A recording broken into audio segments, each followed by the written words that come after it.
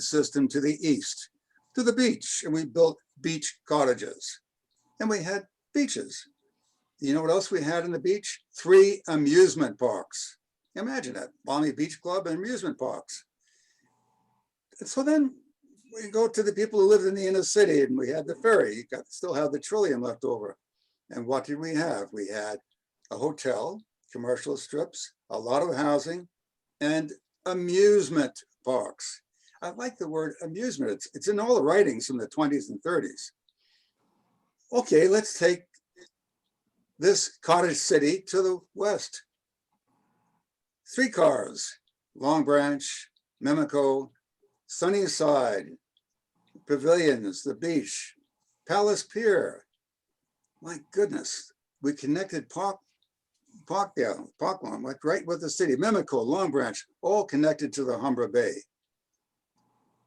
We had an amusement park, another amusement. So it was as if the people of the city of Toronto needed to be amused. Now, we call it today, we want to have culture and art and entertainment.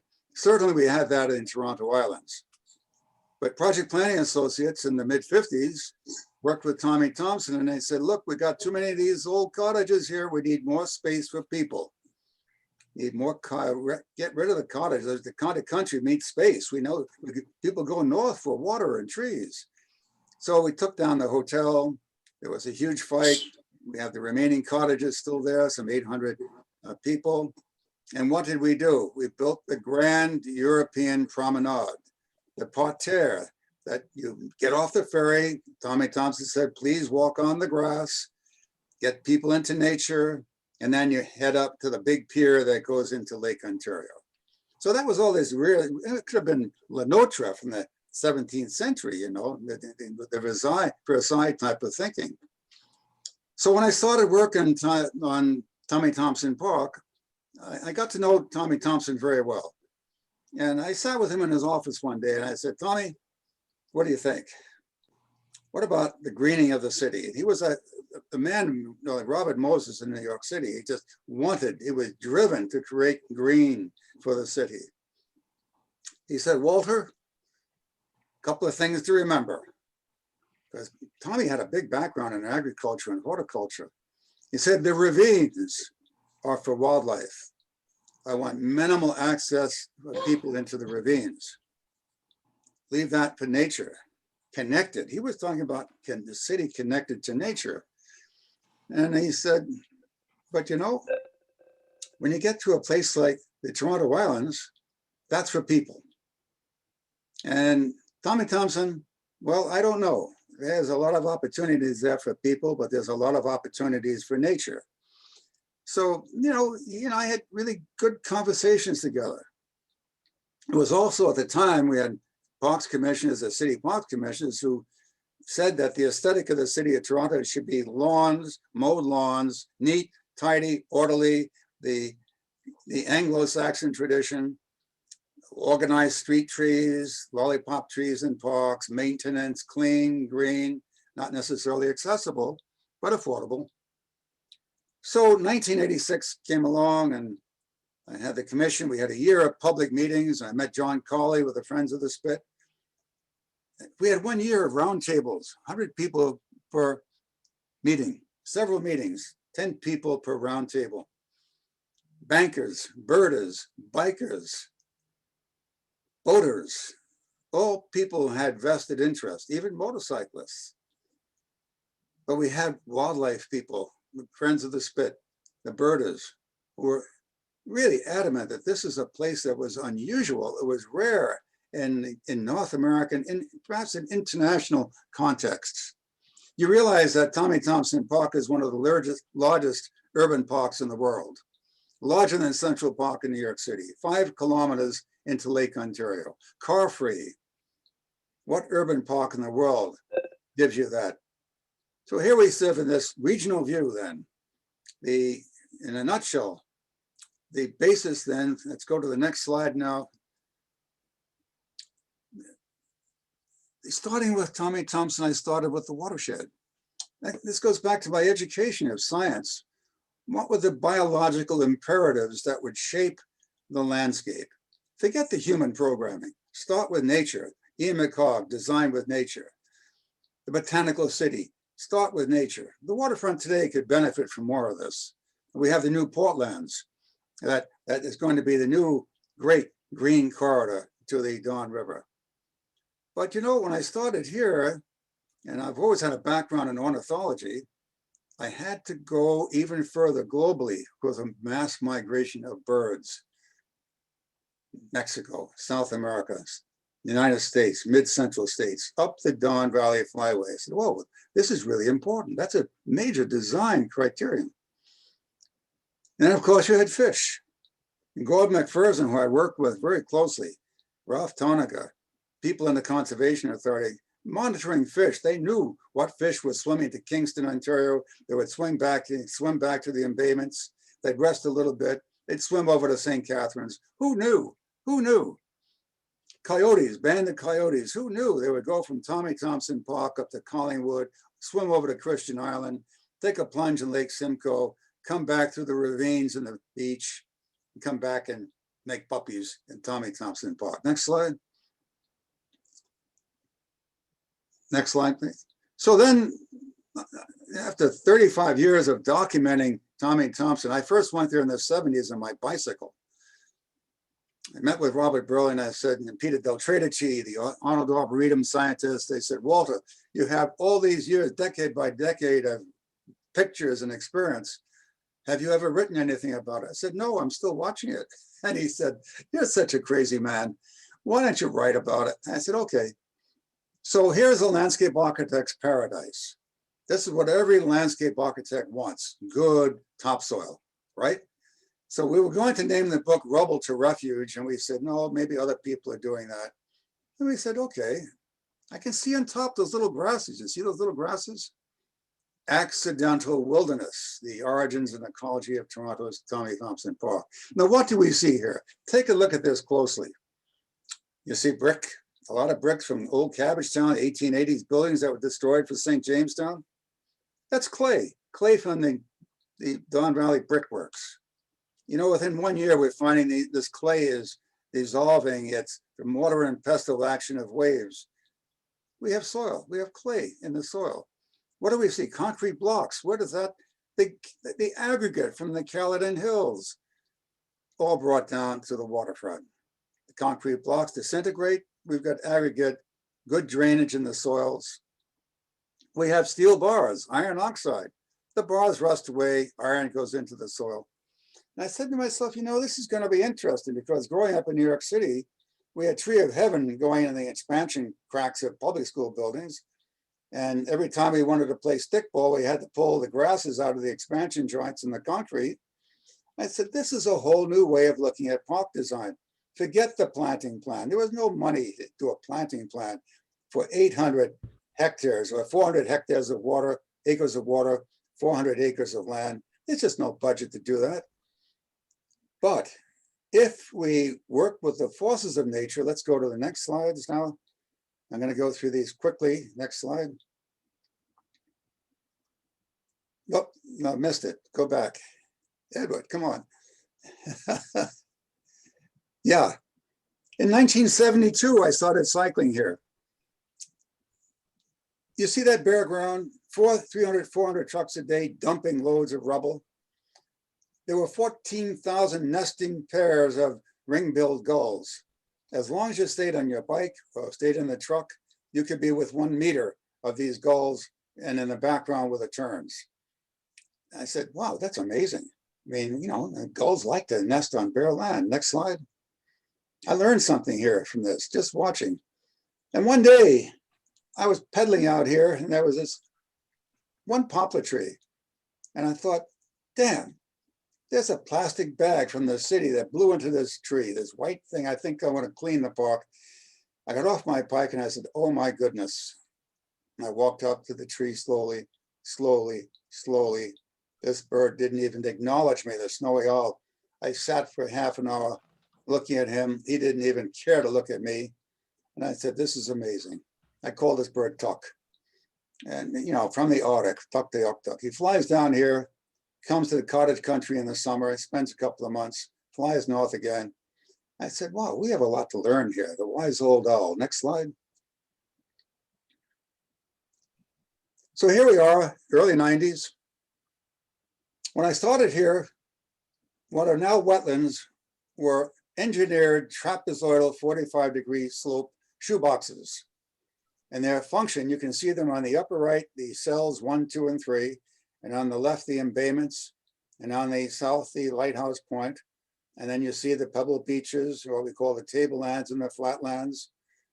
The areas to the west are basically sand-based because they were dredged material from the proposed harbor, the Toronto, the Chicago of Ontario, shipping from the Italy and Europe coming through the Great Lakes, docking in Toronto. No, never happened. Montreal is the resting point, or Halifax.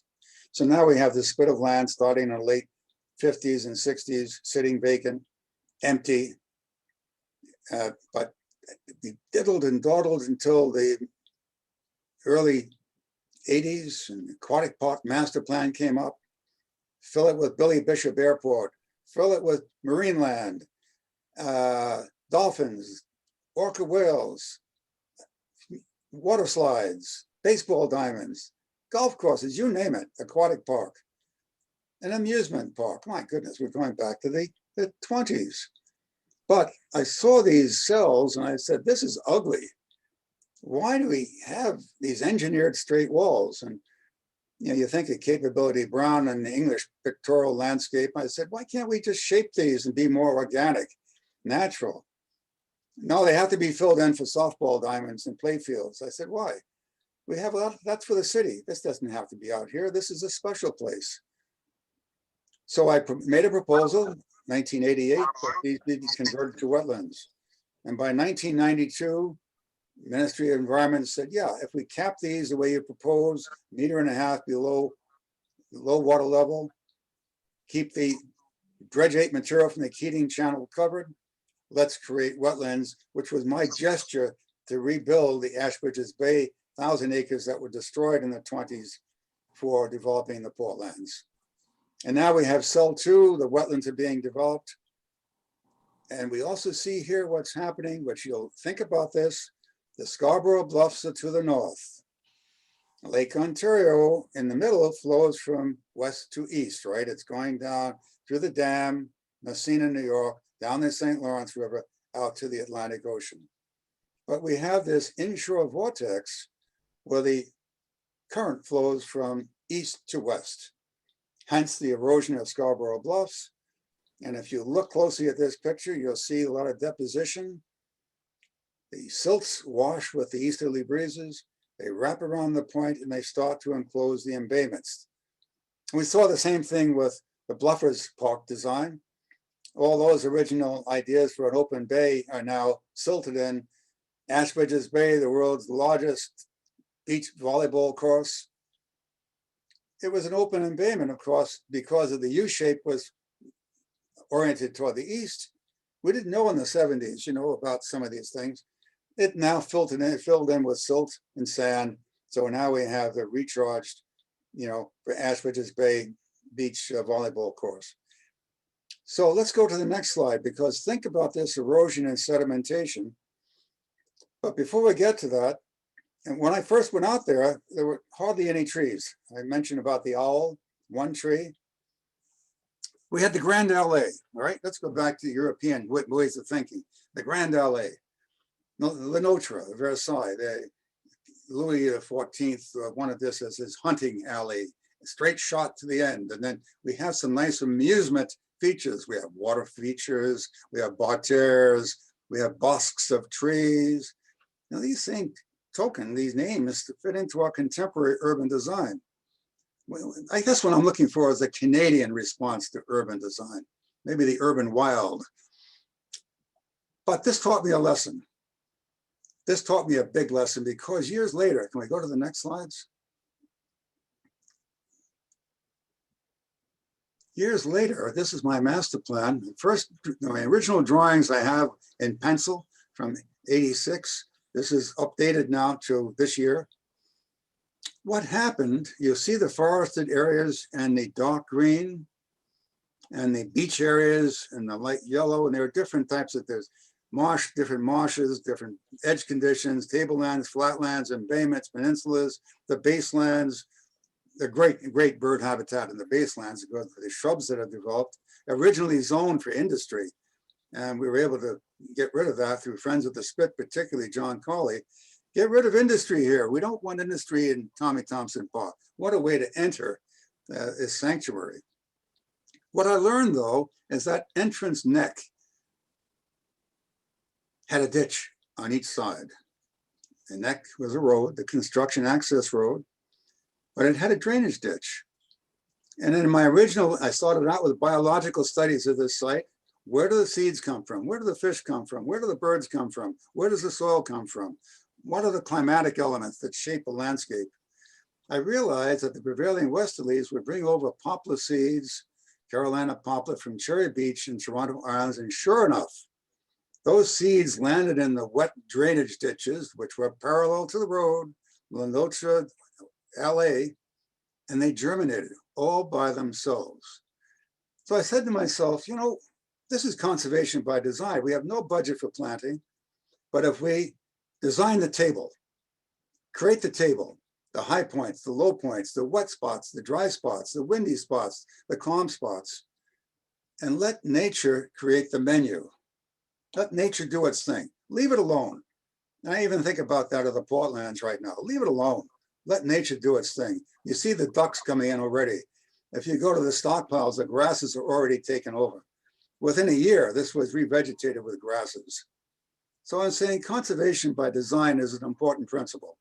And you see here at cell 1, 2, and 3, the wetland proposals, and the peninsulas, the cormorants, gulls, herons, you name the birds that are here. There was one pond left on the site, was to be filled in, the triangular pond. I said, no, it's the only warm water refuge we have in Tommy Thompson Park. And what was that? Why was that important? Turtles, amphibians, almost endangered species. So these are there to this day. Let's go through these quickly now. So my original drawings for how to create wetlands, how to work with climate, how to have places where the seeds can deposit. Next slide, knowing winds, knowing what aquatic plants need, the depth. And there we have it. Instead of the rectangular shoe boxes, we have cottage country in the north. People, they go north. They want water. They want trees. They want birds. Yeah, this is Toronto's cottage country. Next slide. Oh, landform. High points, low points, perfect drainage, designed for imperfect drainage, designed for wet areas. You can see the quaking aspen coming in there, the light green. They love wet areas. The black willow, love it. Cottonwoods. Next slide. You might begin to ask, where the heck do people fit into this? Next slide. The embayments. Cormorants, night herons. People finding a home. These are 3-story cormorant condominiums. Some people hate them. Other people say they're doing their job. And the rent is cheap. You know, not like condos in Toronto. The rent is cheap. And they're here. You can see black locusts coming in. Next slide. Let's move it forward. Next slide.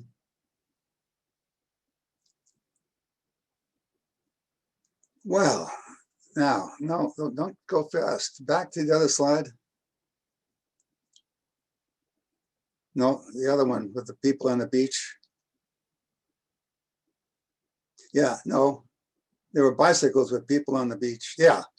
What do we see here? We see cormorants. We see sailboats. We see rubble. We see bicycles. And we see people building, sitting on the edge. The people are coming here just to be on the edge.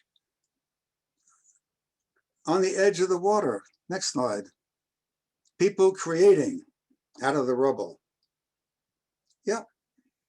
Hey, you know, there's a reinforcing bar. Let's just thread it and make a piece of jewelry. It's a necklace.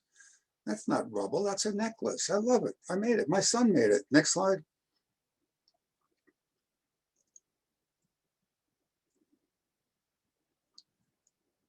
You know, in the age of COVID, one of the things that's good about an urban wild Other parks like Trinity Bellwoods and grass and lollipop trees, Christie Pitts, there are no boundaries. Everybody just congregates, right? COVID, you saw the problems there. In an urban wild, people find their own place. They find their own niche. They get out of their 600-foot condo and they say, I just need to be in nature. I need to relax. I need to feel infinity. I need to feel the sky. I need to see the sunrise. And of course, in Thompson, people want to see the sunset. Beautiful view of the city. Rubble. Next slide.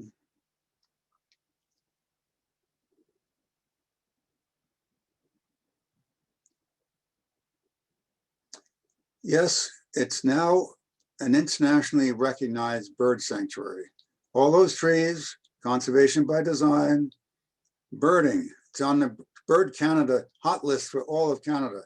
350, 360, who knows how many species of birds either stay or migrate through. Small trails, not big public promenades. Trails, paths, treks, mystery. You could do literature here. You could compose music here. Next slide.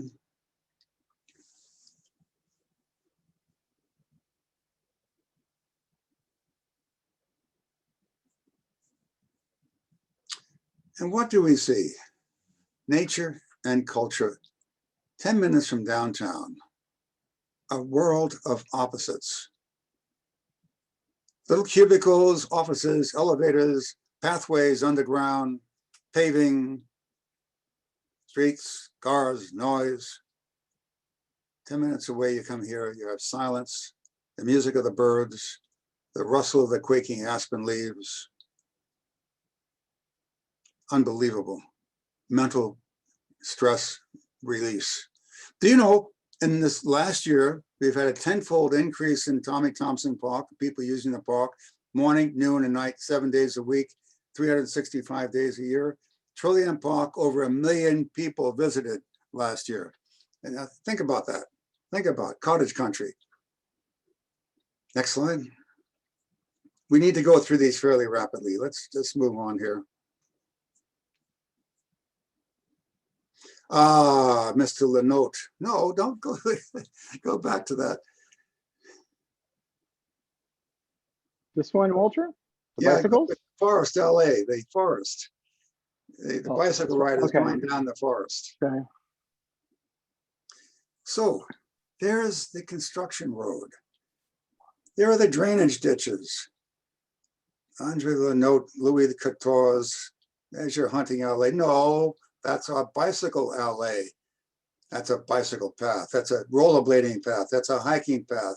That's mothers and fathers and children walking through here in an urban forest. Toronto, forest city. Suppose we said Toronto was a forest city like London, Ontario. We have a policy of 40% canopy. That's true for Rosedale and Forest Hill and Cabbagetown, but go north of Eglinton, no longer forest city. So the old city is forest city, but what happened? Is that still a dream? Landscape architecture, a dream of the future, a vision of what's the new future? What's the new vision? I think we're held back in really static ways with our planning. Next slide. We have a new ravine policy. This is an opportunity to do something. And there we are. Exercise, not only mental health, not only spiritual health, but physical health. 5 kilometers out, 5 kilometers back. Next slide.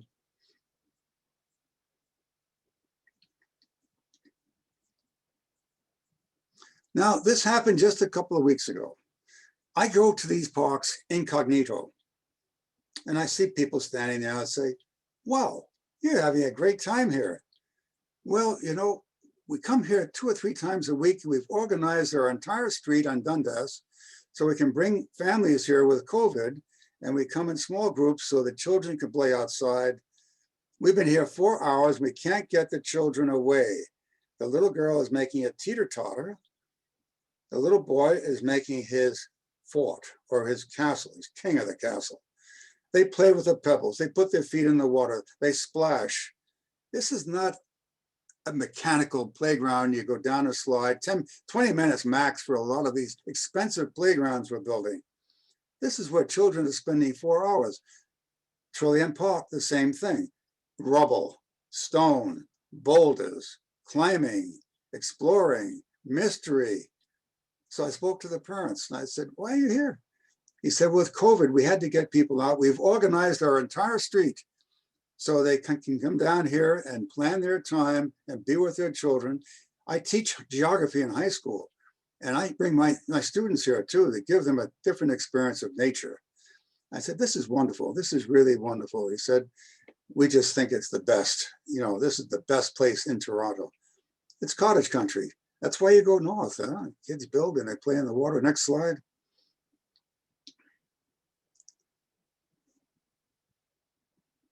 Ah, there they are.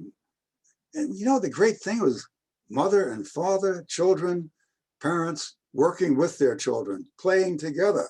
Talk about quality time. Oh, how can you beat it? And then when it's finished, it's destroyed again. It just goes back to a pile of bricks and the next group will come in and build over again. I actually have a theory that every city park should have a rubble pile. That's where the action is.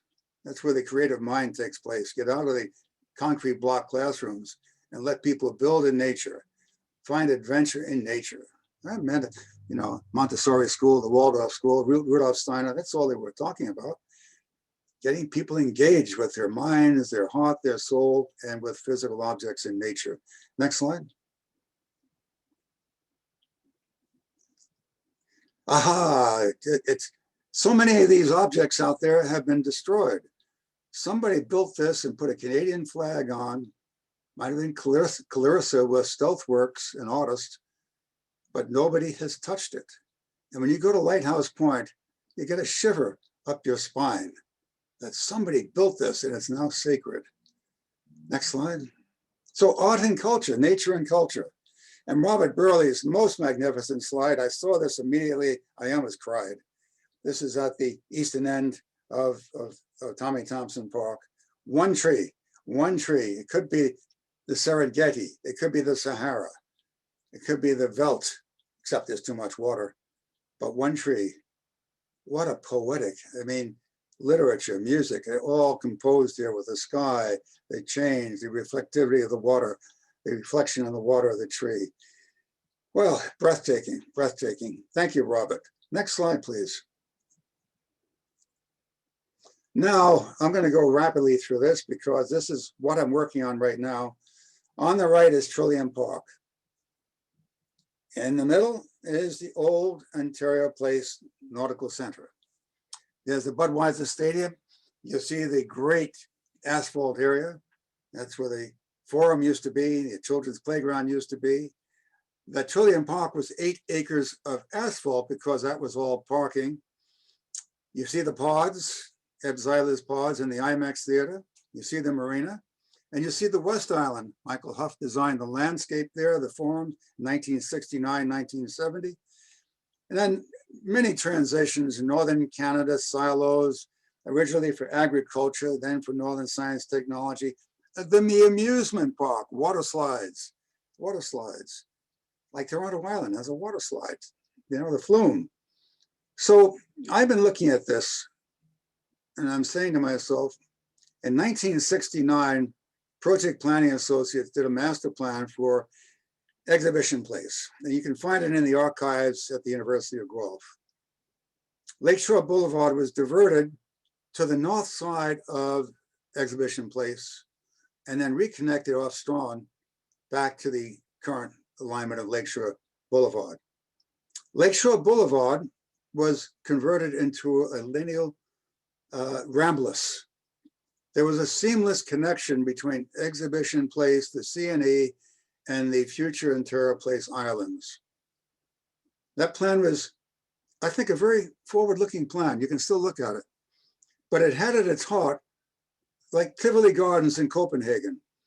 It was green, it was diverse with culture, music, dance. My goodness, I used to go to the marina, Kelly's pub, Kelly's Irish Jesters, stomping on the tables at 12 o'clock at night. It was a locale, the old marina, Ontario Place, the old town center. Then the commission came in for Trillium Park and Adrian Cruz and Patrick Morello and myself worked on this, the master plan. And we said, let's go to the next slide. While we're doing this master plan for Trillium Park, oh my goodness, Joni Mitchell, we made it into a parking lot. The best views of the city of Toronto. It's gone. Took the asphalt out. Next slide.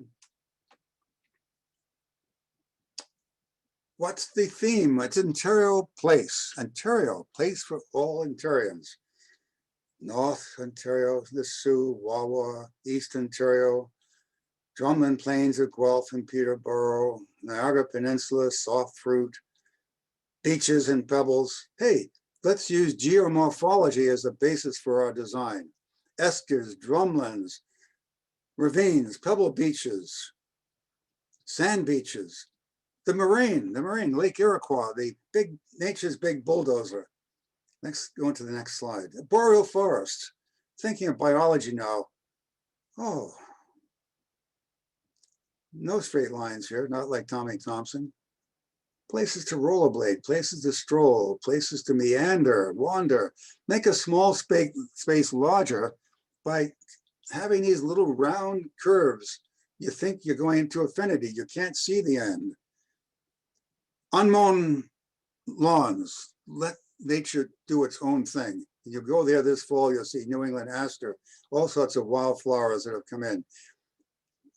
The St. Lawrence forest, hardwoods, Carolinian forest, hardwoods that are moving in, boreal forest, deciduous trees, hardwoods. Let's use those kinds of palettes. Next slide. Bird habitat, butterfly habitat, pollinator habitat.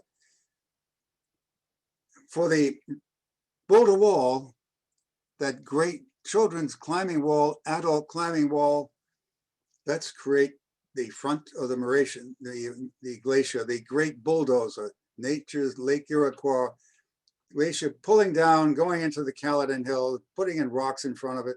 I found this rock in the Dwight Quarry working with Chuck Boothby, great northern people.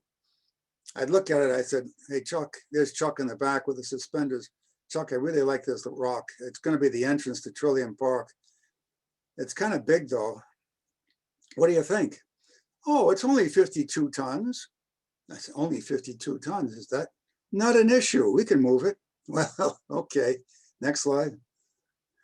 We had 2,000 rocks to choose from. Oh, there it is, Trillium Park, William G. Davis Trail. I love the day when we opened it with Kathleen Wynne and Bill Davis came down and he saw this and he could think nothing but cottage country in Georgian Bay. That's where he loved to spend his time at the cottage. Next slide. We worked very closely with Carolyn King in the new credit of the Mississauga First Nation, very closely. We've become great friends, Chief LaForme. The closing page of the book, Accidental Wilderness, is his poem, Home. We all return to nature. And I went to a seminar on the reserve and they talked about they had found 62, maybe more, 68 market trees still existing, Carrying Place Trail up and down the Humber, Bronte Creek Trail. You found 2 there. You would walk from Lake Humber Bay up to Lake Simcoe through Kleinburg, right up to Georgian Bay. I said, oh, why can't we make new market trees? So a year before the park opened, I went out to Conan Nurseries, took red oak, silver maple, and basswood, bent them into shape. Let's go to the next slide. And created market trees. Imagine you're Lenotra's 16th century, 17th century. The native people in North America at that period of time, they didn't have printing presses. They didn't have GPS. They had market trees. There's the water, there's food, and there's shelter. If you go that way, it's north. If you go the other way, it's south. We thought, what a wonderful system of communication. And there's my favorite big bookend rock, I called it Balzac. Rodin and Balzac and his angle going back. And I said to myself, I wonder if kids would ever climb that, if anybody would ever get inspiration. Next slide.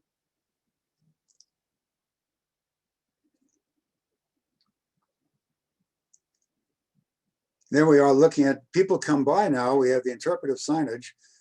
Actually working with Janet Gates now, the general manager, we're going to do marker signs for each tree in Ojibwe, in English, in French, and in Latin. So people who are interested in nature, Trillium Park, Ontario Place will be now education place, education park, science, culture, technology coming together. Next slide. Imagine Ontario Place, education park, science and technology. There are the original drawings for the Boulder Wall. That was used as the guide when I built 287 feet of the wall was built in the quarry over 2 months that summer. Marked with GPS, photo montage. Within 6 weeks, every rock was brought down and placed exactly as it was in the quarry. Unbelievable experience. Skilled people, people who know how to work. Next slide. And what do we find today? As a landscape architect, you have to be a bit of a romantic. Oh, a cave, a grotto, a Stonehenge, an Apache helicopter, a mammoth elephant, a bear, an eagle, and Pebble Beach, rocks, sand. Children come here, spend hours and hours. They walk down from Liberty Village. Parents live in 600 square feet. COVID. Both parents are working at home. It was fine with maybe just 2 of them in 600 square feet. But then a child came along. They got 3 in 600 square feet. The number of people, the 300, 400,000 new people have moved within 10 minutes walk or 20 minutes walk of Trillium Park is extraordinary. Over 1 million visitors per year. Imagine that. 1 million visitors a year, little old Trillium Park. Georgian Bay, white pine coming out of the rock, quaking aspen, Carolina poplar, larch, all native materials. It makes you feel as if you're in cottage country. That was the idea. And it's resonating with people. Next slide.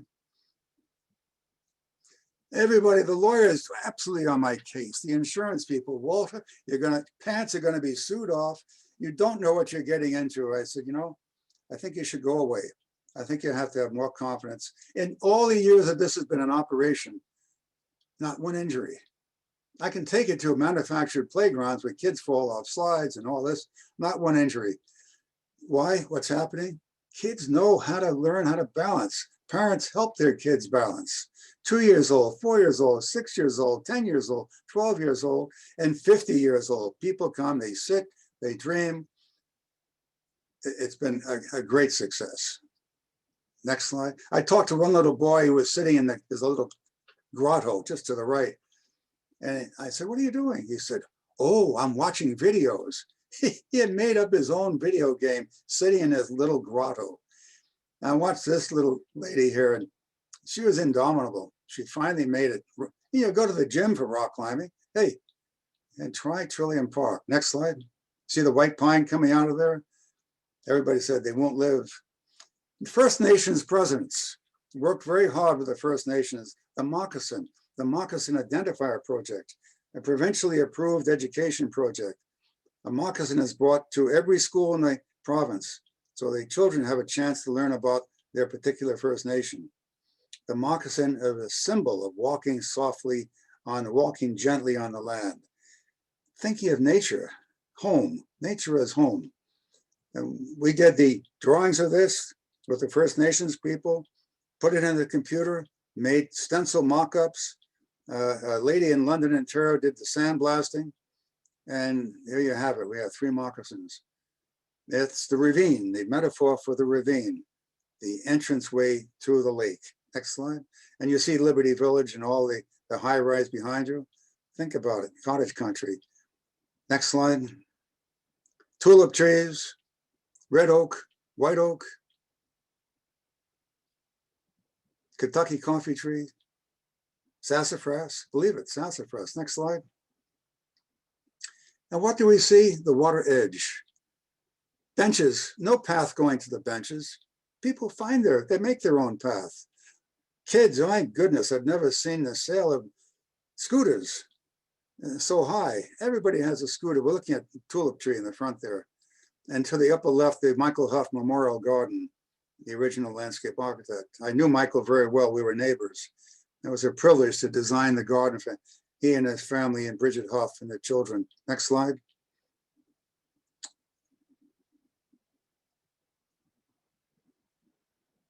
Jogging, the gateway to the lake. Toronto Island's in the distance. Remember I talked about sedimentation? Think of Hanlon Point.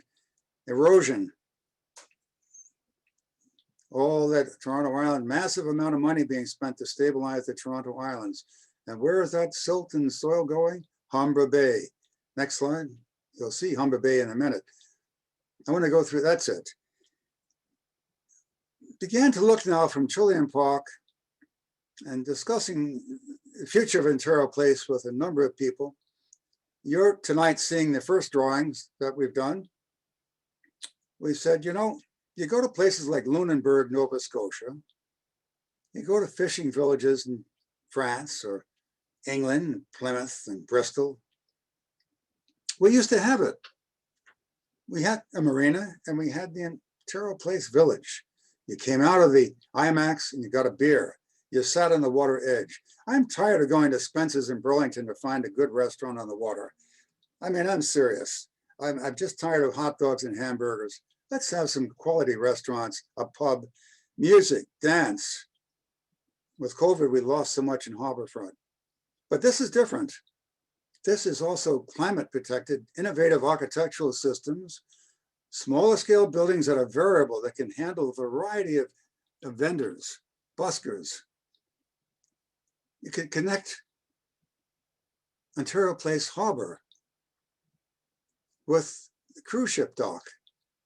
Get a ferry from downtown Toronto, dock up next to the tankers that were sunk there as wave protection, animate those boat docks, buskers, art sales, book sales, repair facilities, transient boating, expand the marina.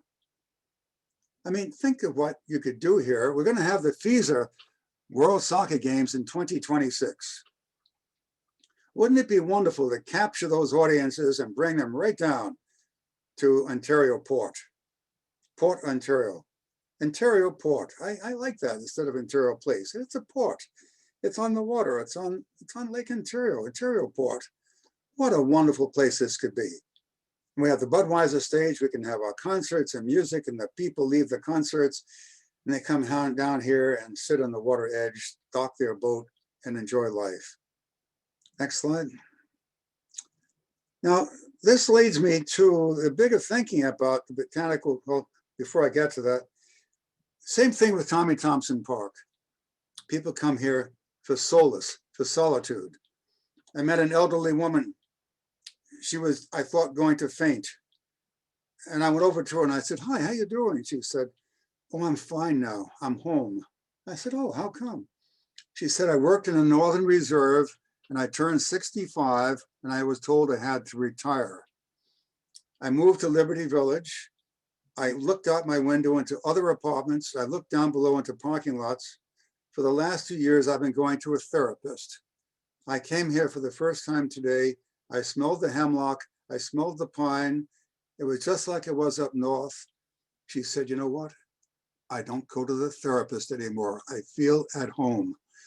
I almost cried. I said, "Oh my God, I'm so happy for you." People come here to feel at home, to be alone, to be silent. Cities are noisy places. Next slide. Looking at a solitary kayaker. Now this is from the West Island, and I'm going to conclude now with this episode. A few years ago, we had the International Dragon Boat Races, and a 600-meter new break wall was built. You can see the elevated out of the water. It's for the dragon boats. The Conservation Authority wanted to make it 1,000 meters because we have a lot of aquatic activity in Humber Bay. You can see the existing breakwaters there. Toronto Port Authority, Toronto Harbor Commission is 1912. These walls are 1912. Engineering studies have been completed now, underwater and above water. They're falling apart. 1912, we talk about infrastructure in Ontario. Meanwhile, we have 600 dragon boaters a night on the water. We have rowers, canoeists, kayakers, paddle boarders, sedooers, swimmers. The volume of people using the Humber Bay is extraordinary. Very little money invested here. The money goes into the beach, to the Portlands, the Dawn. Now we're dealing with the new horizon for the Toronto waterfront, the western end, the Humber. Next slides. So here we go. Ha ha ha, look at Exhibition Place. You can see where the Lakeshore Boulevard would have been diverted. You can see the green connections between Exhibition Place and Ontario Place. 10-minute walk from the soccer stadium. We have the new Ontario line, the subway line that's going to have a station. We have 2 streetcar lines that are there already. New walkway systems, new green bridges, new pedestrian connections. We're going to have Lakeshore Boulevard. We have a green bridge that goes over, new bridges, transit stops. Notice where Trillium Park extends on the east of Forest Park, then the Nautical Village, and then on the west, a new Forest Park. Now that configuration could change as well because it's subject to erosion. The currents are wiping away some of the beach, eroding away. Where is that material going? Behind the breakwater into the Humber waterway. But we also see Marilyn Bell Park, and we see in that dark tone the existing dragon boat course was built for a special international event. But the new alignment, the old breakwater in this case disappears. There's a new breakwater which frees up all that inner waterway for the enhanced boating activity. Next slide. So this gives you the opportunity for all sorts of aquatic events, competitions, rowing, canoeing, kayaking, who knows? Well, you know, we talked about the Don River watershed. Now look at the Humber watershed. Now I'm putting on my biological hat again, my ecological hat. We go from agricultural land to Mono Mills, Belgrave, Caledon, rapidly urbanizing areas up there. Kleinburg, rapidly urbanizing. Carrying Place Trail, look at that. Mouth of the Humber, Kleinburg, Nobleton, on up to Lake Simcoe. Imagine walking this. You walked down to Lake Ontario for amusement? No. You came down for ceremony to collect medicinal plants, for food, for fish. A very important First Nations contribution, understanding how people walk gently on the land. Now let's go to the next slide. So we have the watershed. Remember Hurricane Hazel? What happened? About 10 years ago, I was working with Bill Snodgrass at Toronto Water, and he liked what I was doing at Tommy Thompson. He said, Walter, we got a real problem with the western beaches. We're going to take care of the storm drainage. We're going to try and cut off the 13 exit points. Got to clean up the beaches, you know. Just the other day, it was announced that there are 8 blue flag beaches in Toronto. Ashbridges, Cherry Beach, a couple on Toronto Islands. Not one blue flag beach in Humber Bay. That's kind of sad because we have the Humber Shores development, all the new condos, hardly any open space. There's a new proposal now for the Christie Cookie Place. I read yesterday in Toronto blog. Now it's up to 16 buildings and 2 hectares. I'm sorry, 1 hectare, 2.4 acres of dedicated park and 2,500 square meters of open space. Gosh, you know, but there's only if you go, we've cut off High Park.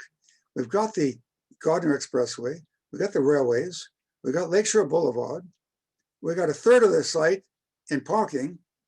And you get this narrow eyebrow of park space. Meanwhile, we've added 300,000 or 400,000 people. The new development, the Christie Bakery, is up to 15,000 people. 15,000 people with, you know, a hectare of open space. What's happening if you go to the Humber Shores? All that new motel strip, remember it used to be cottage country. I was there this weekend. It was packed with people. Those Conservation Authority islands, absolutely the safety valve. for people, families. I met a lot of families there. 2 parents working, $15 an hour, 25, 28, 30,000 a year per parent. 2 parents working, $60,000. They got to pay for daycare. No. Going up to the cottage on Friday night, forget it. They can't afford a house. They're not going to put 5, 8, 1,000, a million two for a cottage up north. This is cottage country now. Let's realize it. Crombie, safe, green, accessible. This is accessible, very accessible. The proposal now is to take some of those existing breakwaters and create new habitat islands, new walkways, places for people to find a beach. Palace Pier used to be where the Palace Pier apartments are. In this particular scheme, and I'm working with a group of our volunteers now for the 4 or 5 years, we've been working on as a volunteer basis, developing a community-based plan, not a top-down plan, a bottom-up plan with ratepayers and citizens, local elected officials. We hope we have hired a student from Ryerson, a master's student. By the end of the summer, we'll have a new urban design, biological design, ecological design, cultural design for presentation to council this fall. We've had hardly an increase in the supply of open space in this area. The demand is enormous. So I began thinking about, well, with Bill Snodgrass and Toronto Waterways said, listen, that Humber River, it's a pretty mighty river. Doesn't have a right angle bend like Keating Channel or the new island, Villiers Island. But if you look at Google Earth 2021 and you see this silt and the sediment that comes down that river, and who knows what chemicals, plastics and what have you, the idea was to build a diversion pier so that the Humber River water would be handling its pollution problem by dilution, putting our garbage further into the lake. That happens all the time now. We do that with sewage. We dump our sewers further into the lake at a low, higher, deeper depth. But here we have the opportunity to create habitat, beach, urban forest. Toronto is a forest city. Next slides. I'm going to end off on these now. So there you have the details. I met a fellow the other day who was launching his kayak. And I said, boy, that's a pretty small kayak to go into Lake Ontario. He said, yeah, it's 8'6", but that's all that fits into my elevator. I said, well, suddenly the condo is designing our kayak. So here you see at Palace Pier, we got canoe, all our public meetings here that we've done over the last 3 years. Please, can we have a place where we can rent a canoe, rent a kayak? There's no place to store it. But we want to go up the Humber. We want to go in the inner waterways here. I said, yeah, I think that makes a really good, that's really important. Affordable, accessible.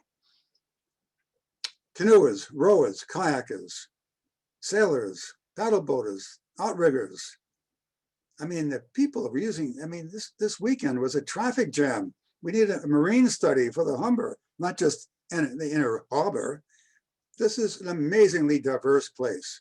And of course, why not have a restaurant or two? Why not have concerts out here as well? New beaches.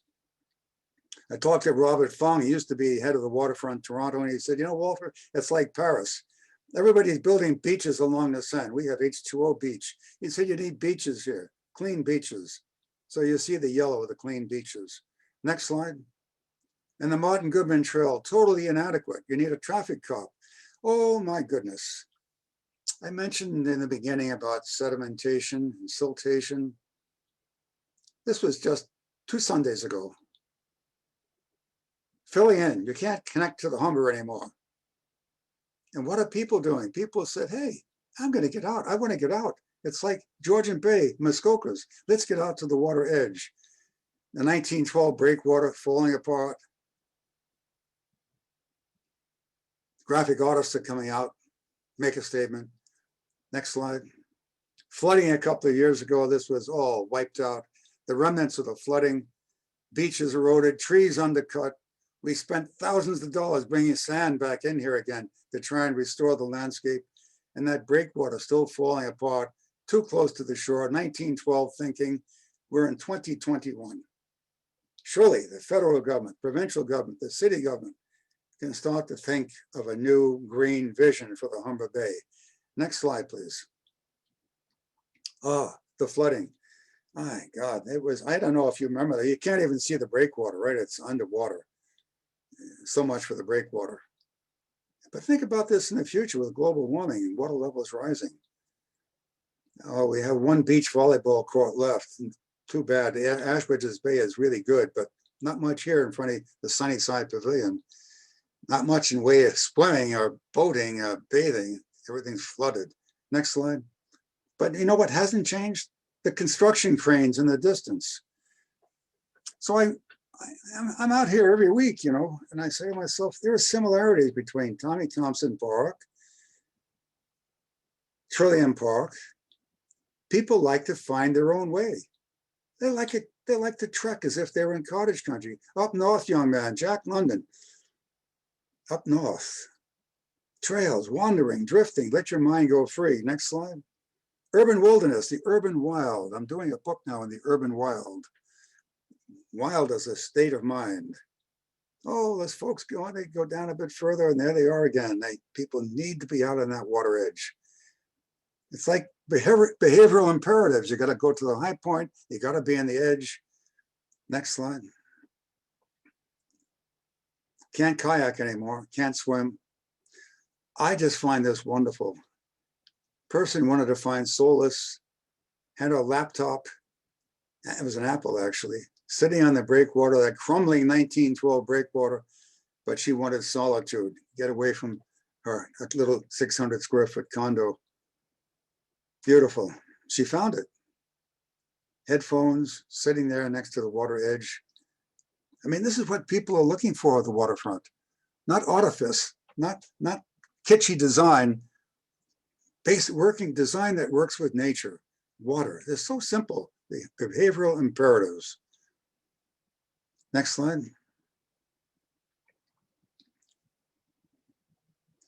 And the urban wild, the beaches that are eroded away, you see the trees are undercut. Very sad. Here we want a 40% canopy policy for the city of Toronto, and yet the water edge is eroding away with losing canopy. So we got a disconnect in policy with the city of Toronto right now.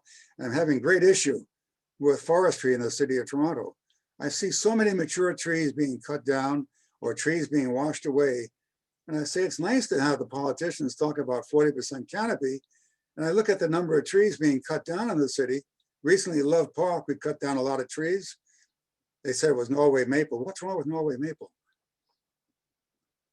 A recent project, 27 black locust, a heritage black locust garden cut down to make way for a swimming pool in a house.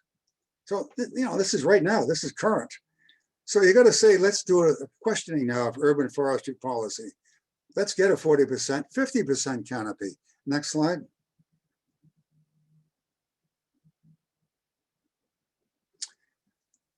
The breakwater.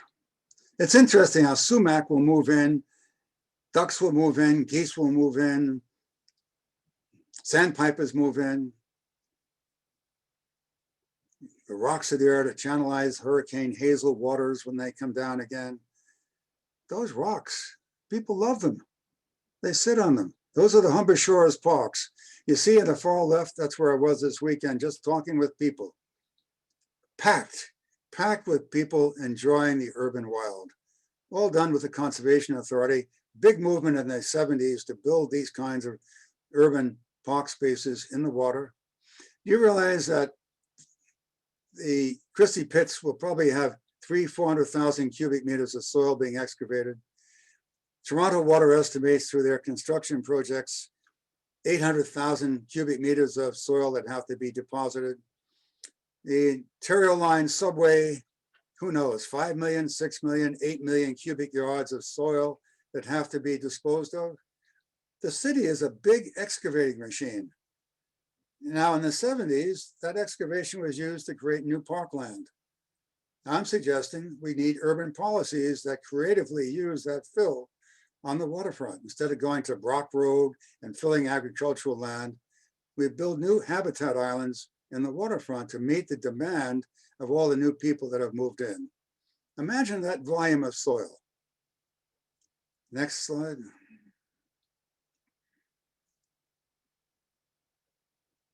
Oh yeah, scale, intimate. I'm finding my place in nature. This is where my dog goes with me. My kids sit on the sand. We build sand castles. We play music. We dream. We think of what the world is going to be. Each person has a vision that evolves out of living in nature. It's like getting on a sailboat. Once you leave the shore, you forget your worries. Once you're on the lake edge, hey, the city's behind me. Next slide. Think of that breakwater and innovative design like they've done in Barcelona, where art, breakwater wasn't engineering, it was art. We brought in color, we brought in texture, we brought in form. What has ever happened to the city beautiful, bringing art into the waterfront? People do it on their own, and Thompson and Trillium, but can artists play a role here in an urban waterfront redevelopment? Major role.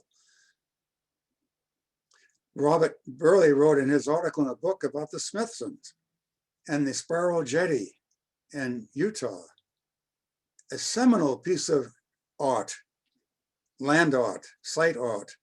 I think we can do more with our waterfront and art. Next slide.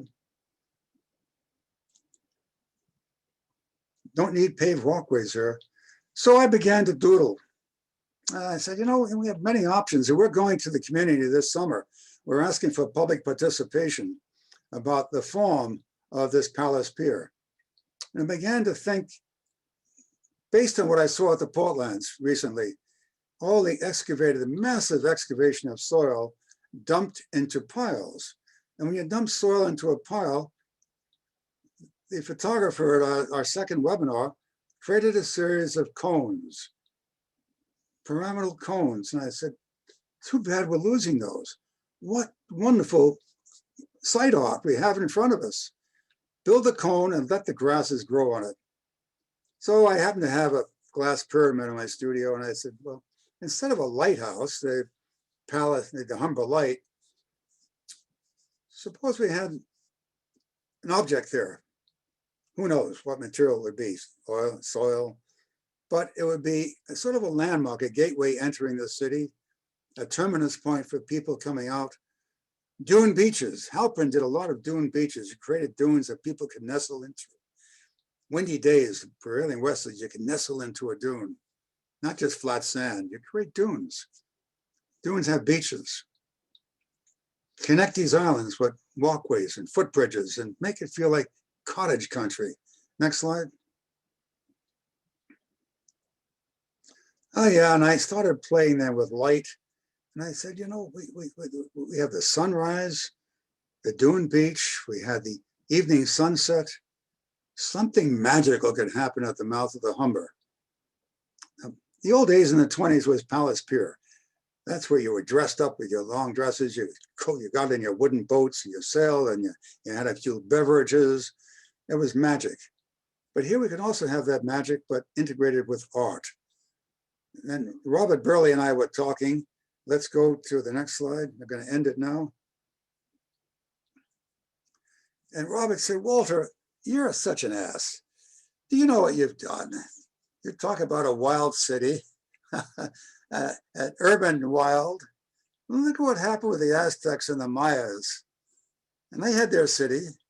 They had their city of hope and the city of worship. And then the city was abandoned. You know, who knows what's going to happen with COVID in Toronto's inner city? Maybe there'll be more condos.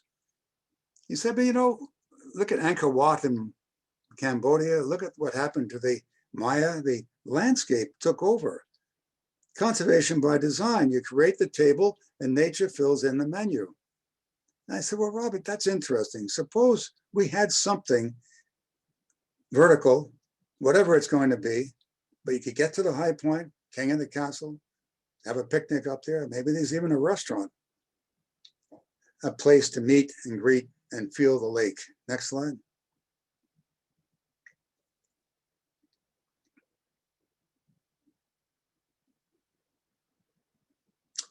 And think about it. You get there by boardwalks. This could be Muskoka. Could be Georgian Bay. Could be Halliburton. Could be the Kawathas. The urban forest in the city of Toronto. We have some of this in the brickworks, the Evergreen Brickworks. Why not on the waterfront? Next slide. Nature studies, bringing children here, 2 years old, second grade, 8th grade, high school students.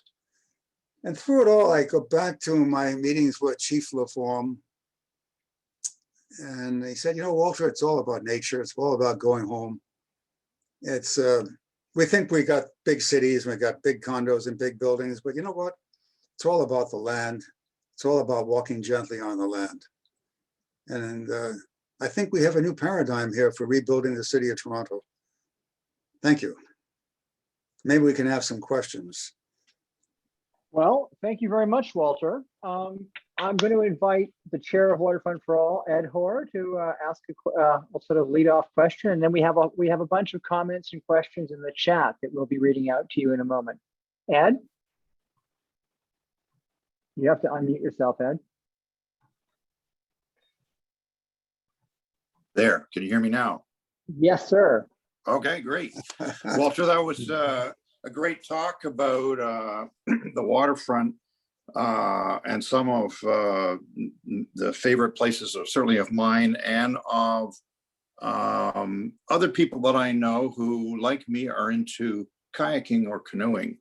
And in fact, I was off with some friends, and we kayaked in one direction all the way to Colonel Sam Smith Park, almost in Mississauga, and went the other direction. This is starting from Harborfront out to the R.C. Harris filtration plant at the other end of the beaches. So it's been really quite magnificent over the last sort of 10, maybe 20 years I've been doing this, to see how gradually there are beaches and there are access points forming. There's a huge number of people have come out this year, particularly because of COVID.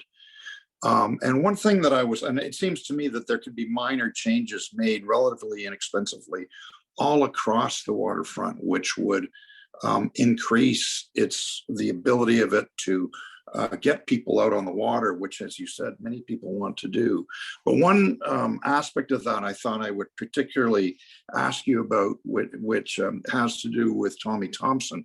And it is that from the perspective of a kayaker or canoeist, the Tommy Thompson Park is beautiful and very interesting, but it makes it really hard to go from, say, the outer harbor from the island down to the beaches, because you have to go around it. It's big. I've been experimenting with some friends at portaging across it lately, which takes some doing, let me tell you. You have to climb up a pretty precipitous bank up near the node and the outer harbor. There's a particular spot that we've arrived at by trial and error. Then you carry your boat over the place where all the bikes are. Hopefully nobody collides with you. And then there's quite a bit of rebar and stuff on the other side and some broken concrete. But it seems to me that it could be fairly easily, first of all, marked so that people can find it. And second of all, improved so that it would be relatively easy. And I'm just using this as one example, but that'd be one fairly simple thing that you could do to make the waterfront much more interconnected for people in little boats to paddle around.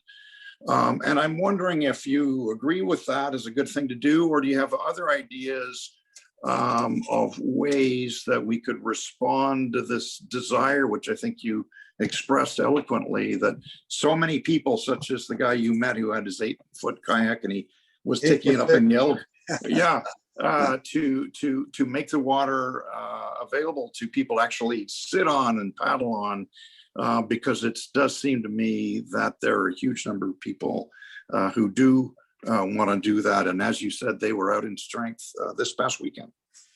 Well, a couple of points. That's an easy fix. It really is. It's a design issue of slopes and gradient and what have you. I've lost the picture here. But I mentioned in the Royal Commission, we talked about accessibility.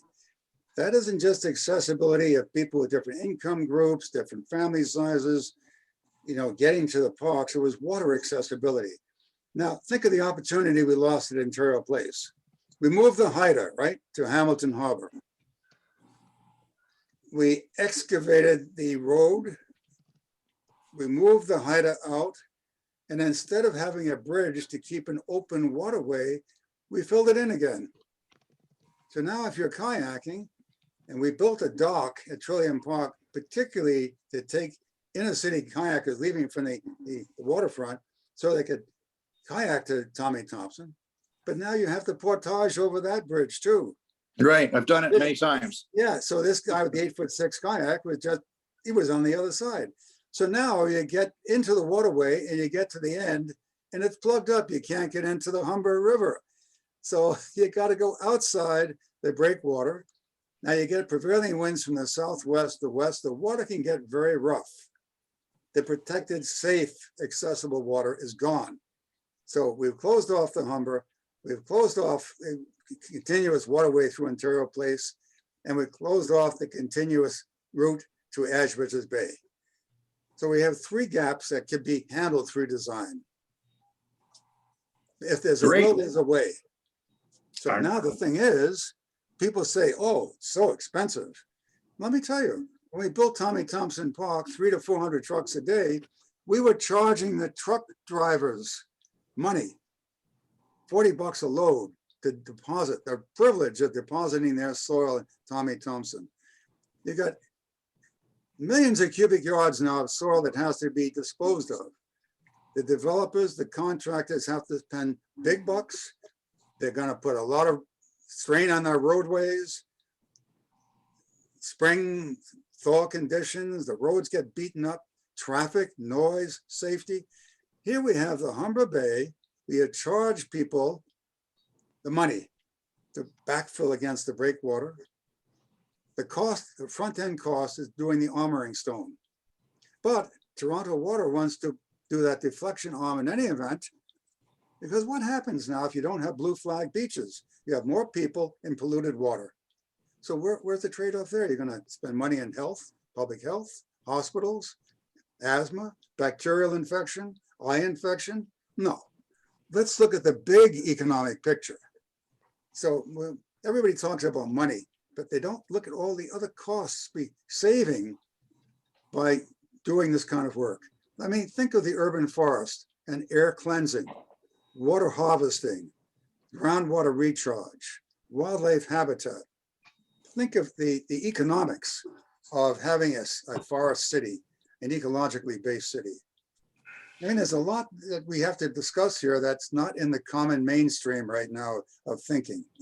Well, I'll do that if I can build condominiums because I get a return on investment. That was some of the logic I heard behind Villiers Island. We can afford to put $1.2 million there, $1.2 billion, because we're going to put condos in and the federal government will get a return on investment. So the question was posed to me, well, Walter, this was 2 years ago we went public. Where's the return on investment? Where are the condos? And I said, what level of thinking is this? Government's supposed to be responsible for health, welfare, and public safety. Humber Bay is in jeopardy right now. It doesn't meet health needs, doesn't meet public safety needs, doesn't meet welfare needs. I mean, we can go on this, but it's a big, big issue to me about how we're looking at urban space, urban, publicly clean, accessible, green space in the city. Now, talking about a ravine strategy, that's great. But the ravine is, they're there. There's a lot of people live there already, called birds and animals. So how much do you want to play with the birds and animals? And Tommy Thompson said, keep it to simple trails, minimal investment, but keep nature. Walter, we have a number of questions. Since it's getting late, we have some questions and comments in the chat. I'll try to get to as many of them I have. But what you just said touched on something that several people have raised, which is how do we, it's easy, when people think about, infrastructure like subways, highways, streetcar lines, And people can, it's probably easier in our culture to put a sense of value to those things. But how do we create value for natural spaces? I mean, I know this is something you hear about a lot in the environmental movement, full cost accounting, impacts.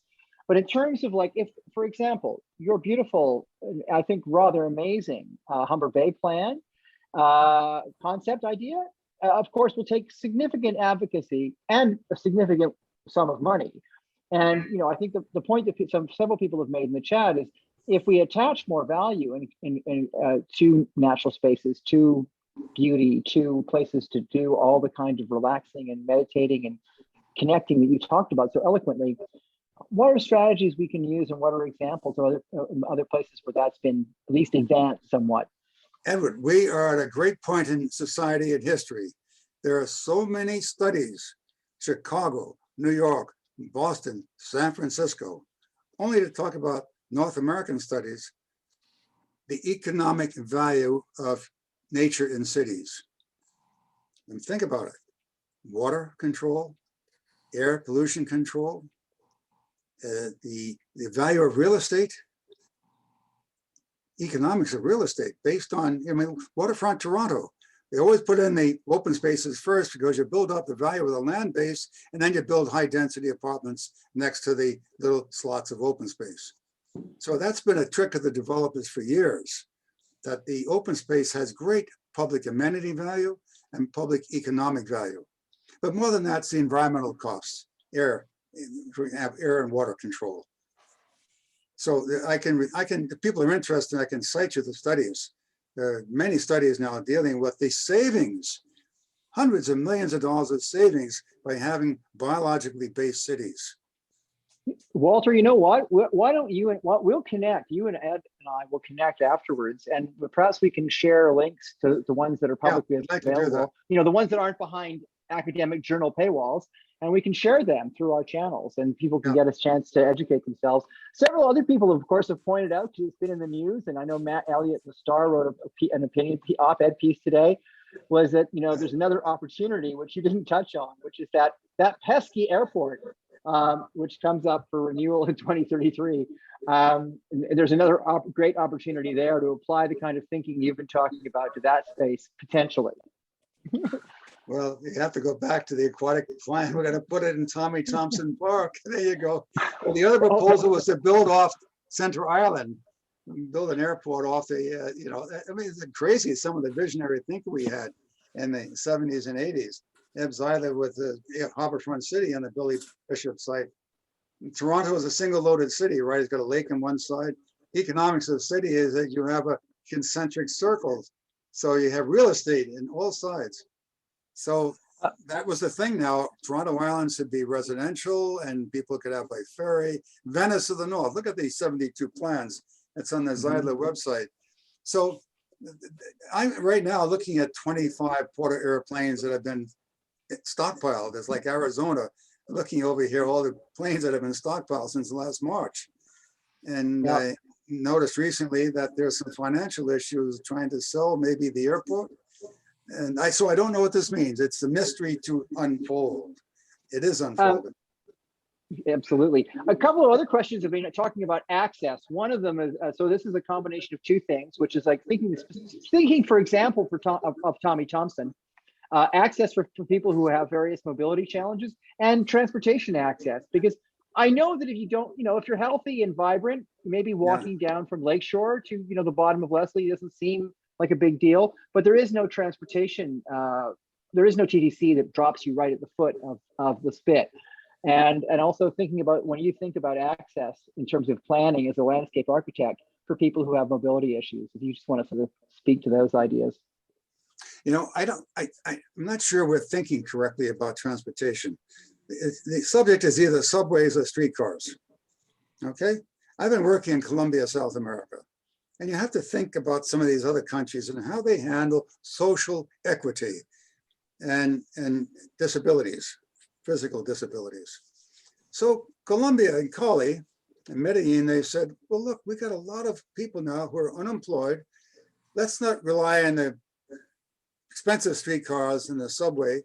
Let us hire senior citizens. And we will have small van accessibility, wheelchair accessibility. And we have Wheel-Trans, of course, but it's not extensive enough.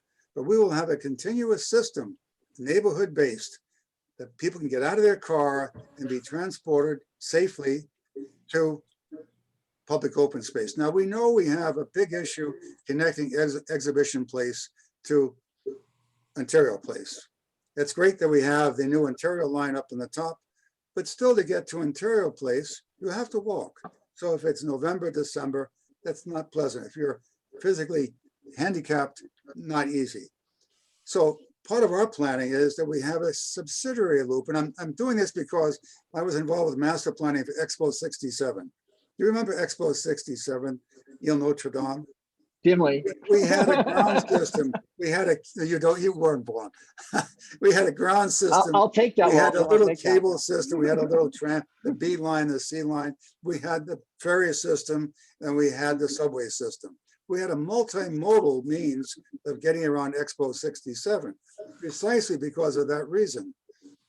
So now we have the opportunity for a multimodal system to connect Exhibition Place with Ontario Port, Ontario Place. And you can do it by water from downtown Ferry, or you can do it by land with the new Green Bridge. And Ontario Place already has the infrastructure to move around safely, conveniently. And with the new architectural proposals we're making, not big grand buildings, but buildings that can be a new form of architecture, multifunctional, variable, changing as the events change, changing as the seasons change. Conservation by design affects buildings as well as landscapes. I think we have enormous opportunities here to make the place affordable and accessible. But we have to change our thinking about modes of transportation. When you were thinking about your Humber Bay plan, again, it's a vision, it's a concept plan. So a couple of people wondered whether there was going to be an impact with winds if you were to change, let's pretend it just happened. Let's pretend your plan essentially became reality, and is it going to affect the wind currents and paddle sports? Or is that something you're keeping in mind and you're thinking? The first point of that, and I did this study just 2 days ago when we had a lot of wind. The new breakwaters have to be higher because of rising water levels. You could see the waves coming in from the southwest. It was actually peaceful water behind the breakwater. Now we have this increase in paddlers, canoers, dragon boaters. There's a public safety issue. These higher breakwaters, by about a meter higher, the way they're built now that the Conservation Authority built, same kind of design. I would use different materials. I don't want to harvest the limestone from Niagara Escarpment. We would have an artistically designed breakwater. It's going to add calm water. It's going to add safety. Now, the other thing is that with the urban forest, the trees become your microclimate.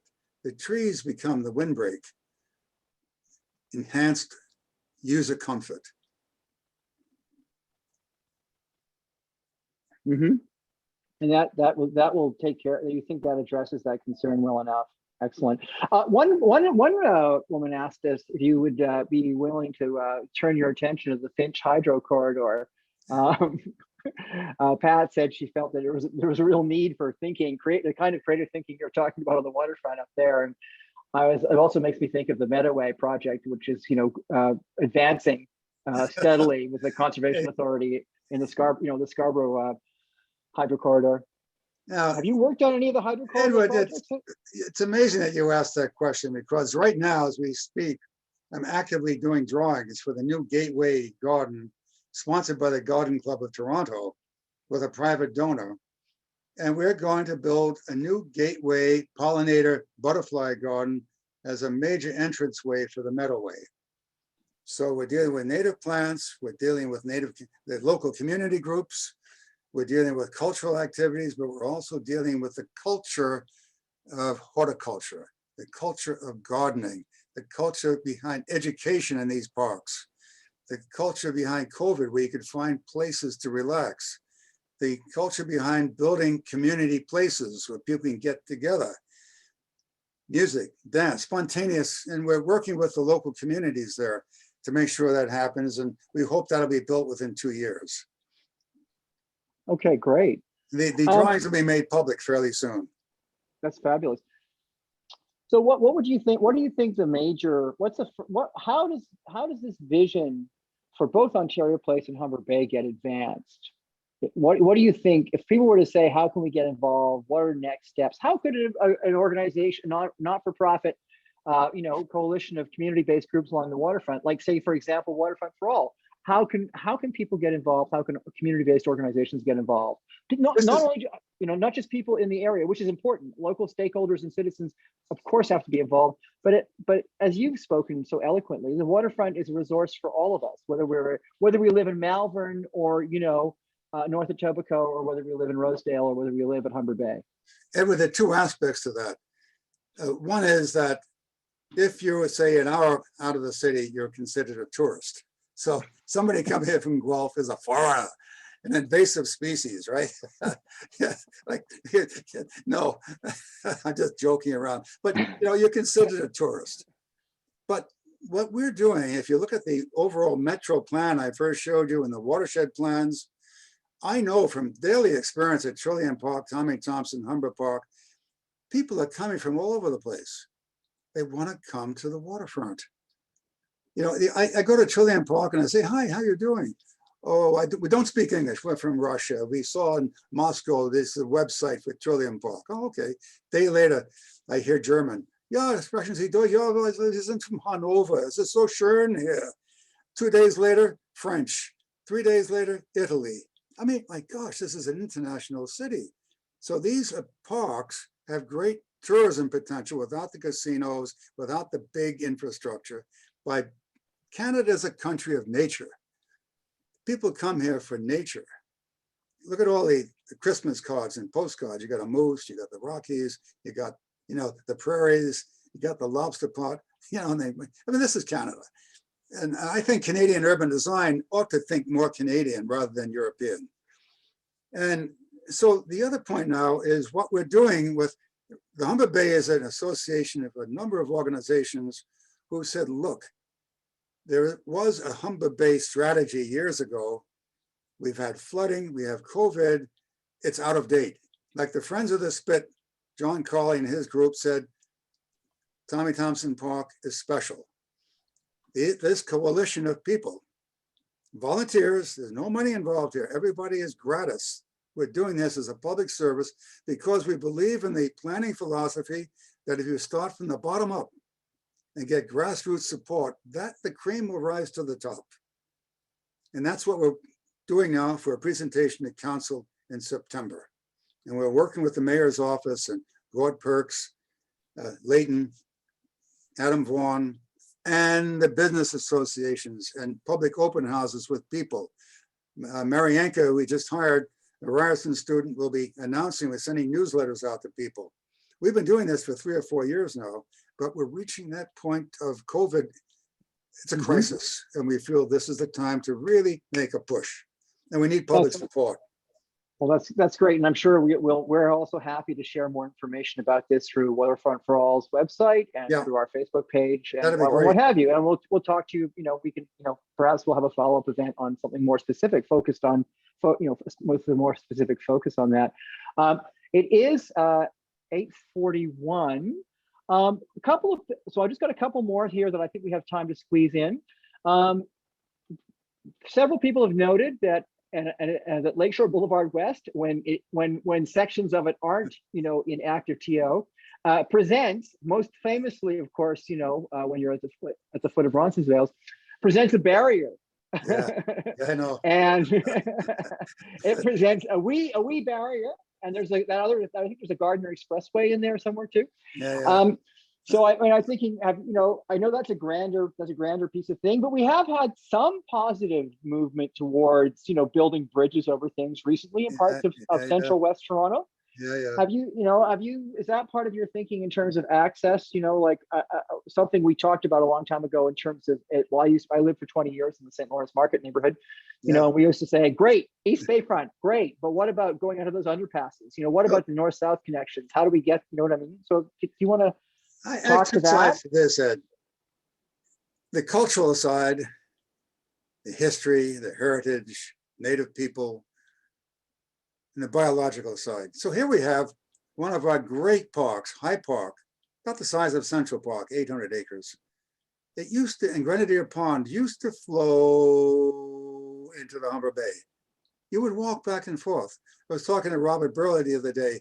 He said, I go to High Park now and I hit a dead end at Queensway. I can't go anywhere.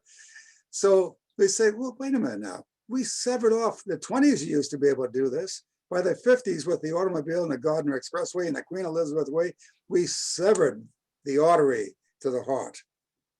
How do we rebuild it? Now we're going to have to go under or over. But we can do it. We can do it. I'd like to open up more of the streams that we've covered over. I fought for years to make sure that the Vale of Avoca, that the Balfour stream that flows into the Don, was to be put into a pipe. We said, we got the citizens, we said no. We were able to keep that as an open waterway. And I think we can do that in other areas and reconnect Parkdale with the waterfront. And whether it's bridges or what have you, connection. I go back to the Royal Commission, accessible, connected, ecologically connected, culturally connected. We have these opportunities. Now, they're not going to be cheap. We got to, those kinds of activities are big public expenses. But we've done it on the Don Valley parking lot. We're doing it on the Lakeshore Boulevard parking lot. We're doing it on the Gardner Expressway parking lot. My God, I just get so frustrated with traffic downtown. But now with COVID, you know, it's been helped a little bit, you know. Now Martin Goodman Trail is a parking bike lot. Try Martin Goodman Trail on a weekend morning, Saturday, Sunday morning, and see what it's like. You know? Right. Well, we know, Walter, it is just about 8:45. I think we're going to wrap it up now. I want to thank you very, very much on behalf of Waterfront for All for this great presentation. And we look forward to sharing more information about your projects through our waterfrontforall.ca website and through our Facebook page. And we did record the evening. There was a bit of a wonky internet signal at one point during the very beginning. So we'll have to check the recording. That may be a bit muddled, but I feel pretty confident that at least 97.2% of it has been recorded. And we'll try to make that available probably at the end of the month. There is a benefit to being here live. To every one of you who came, I'm pleased. We had about 170 people at our max, and it was a great turnout. Thank you so much, everyone, for coming. Waterfrontforall.ca. We'll be sharing more information about the project, about the ideas and concepts and visions Walter talked about, and we're very grateful for having you here this evening with us. Thank you so much. Thank you for the opportunity. Good night, everybody. Good night. Walter, are we going to get your presentation put on our website? Sure. Oh, if you yeah. want. Okay, great. Can we share that? I need Great. public support for the Humber Bay. Brilliant. Humber Bay is a big target. Portland's Okay, a Well, good that's history. fabulous. So we'll have your presentation, It's we'll Humber have the Bay. video in about a month, and we'll be sharing more information. Thanks again. Thank you. Bonsoir. Good night, everybody. Bonsoir.